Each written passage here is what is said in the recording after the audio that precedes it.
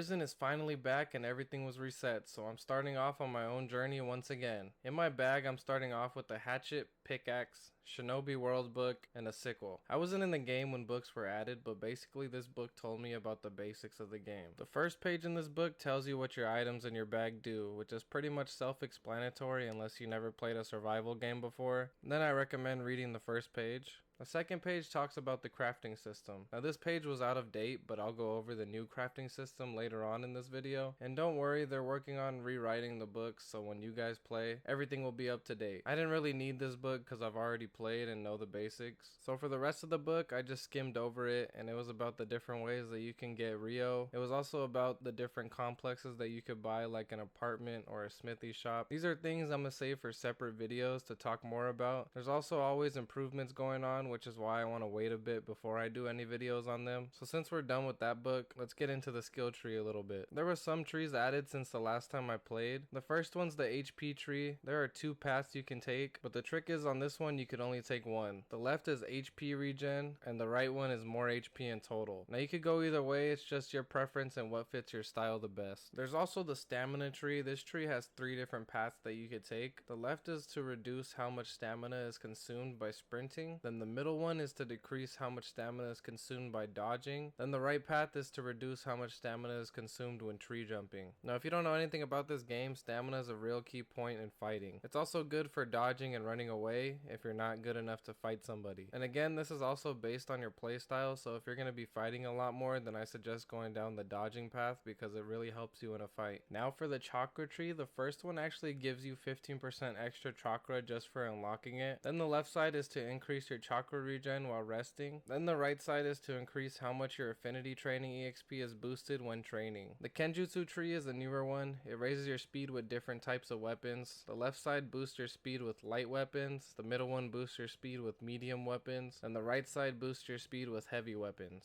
Also at the end of all 3 skill trees, there's 2 more that boost your attack by 30%. And again, this is based off of preference on which weapon you actually want to use. As you guys can see, I'm going down the light weapon path because I like faster weapons that give me more combos. They do less damage, but I like faster weapons just because it feels like I get the upper hand when someone's slower than me. The taijutsu tree is also a newer one. The left side gives you a smaller boost to how fast you attack, and then the right side gives you more damage. There's also a perk in the middle. It gives you more EXP when using taijutsu. Also for taijutsu recently, there was some skills added into the game. The combo that Naruto did on Sasuke, and then Primary Lotus, which is Rock Lee's specialty. Okay, now we're getting into the profession trees. The smith tree is something I'll go over later on because I'm going to be going down this path. So I'll save that for another video. Basically, the more you upgrade your tree, the more recipes you can make. And now for the tailor, it's also a new skill tree and a new profession as well. This tree gives you the ability to craft pouches, belts, backpacks, gloves, and other things. This profession has a lot of potential to be something very useful because all these items give you slots in your inventory, which is crucial to even playing the game. And for the last one that was recently added too is the medical tree. This is also a new profession in the game. Basically, it's used to make medicine in the game for healing, and I believe you can also use it to poison people. I don't know much about it besides that Ty was using it, so it must be pretty important. So something else that's new in this game is clans. There are currently 20 clans in this game, all with their own unique abilities and skills. I started off as the Yosuke clan, which has the ability to gain chakra 10% faster. Now there was only one thing to do. I rerolled 2 times and got the Kanashimi clan, which is the Uchiha clan in this game. I also rerolled my hair and got black, so I kept that. I don't know if I got lucky in rolling Uchiha, but my other reroll was Senju clan. So it goes to show you that it's fairly easy to get a good clan, because I know that's what most of you guys care about anyways. Fighting also looks a bit different than it did before. If you look here, it looks a lot more smooth and in motion with your body. They also added a new roll animation. Going forward does a roll, then side to side it does a cartwheel. And the best one in my opinion, when you dash backwards, it does a backflip off of one hand. Now as I was playing the game, Ty came out of nowhere. And to be honest, at the time I didn't know who it was, so he could either be a friend or foe. But then he waved at me and I knew he was a friend. He then took me and another player to go show us both an easy way to make money. Apparently that was by taking us to go work the fields for him. He told us first step is to plow the dirt till it turns dark, but we were already on darker dirt, so I went along with it and went to the lighter ones. But farming is pretty simple in this game. You just use the tools to plow the soil till it turns dark. Then you plant whatever seeds you have in your inventory. and then you water them with the watering can, moving back and forth over the seeds until the water stops. Now the plants actually grow fairly fast, so it's not like you're playing a farming simulator and have to wait actual weeks for the plants to grow, which is a good thing because it's fairly easy to stack a lot of wheat and get some easy money. Now after collecting your wheat, you're gonna head further down the road to a farmer's house. Now this is where you can go to sell all your wheat you get from farming. Now this is the only one so far, but he plans on adding more just so that more people can earn money. Because the way shops work in this game, their money resets every day and night cycle.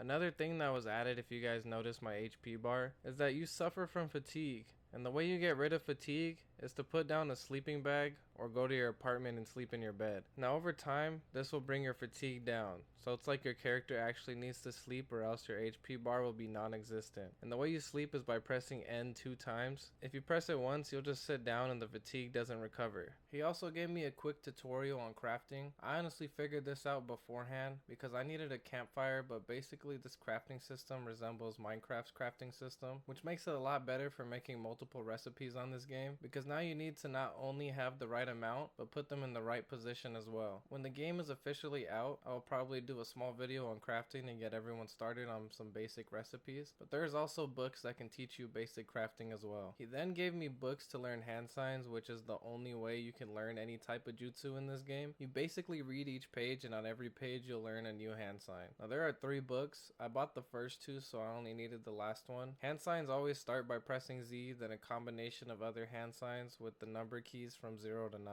So some jutsus may require you to use multiple hand signs all over your keyboard, which is the reason why jutsu is like an ultimate move in this game rather than everybody busting out 5 different jutsus in a row, which in my opinion is a lot better than other Naruto games. This video was originally going to be a lot longer, but I figured why not split them into 2 videos so I don't cram a bunch of knowledge into one video for you guys. So this is where I'm going to be ending this one, and expect the next video to show you guys more in depth what the Leaf Village looks like, the shops located inside the village, and also what my chakra affinities are. Hopefully you guys enjoyed this video, and make sure to smash that like button. Also comment down below what profession you guys would like to be when you are able to play this game. Don't forget to hit that subscribe button and bell notification. It'll inform you guys when I drop more videos like these so you guys can be the first to see them. And with that, I'll see you guys in the next one.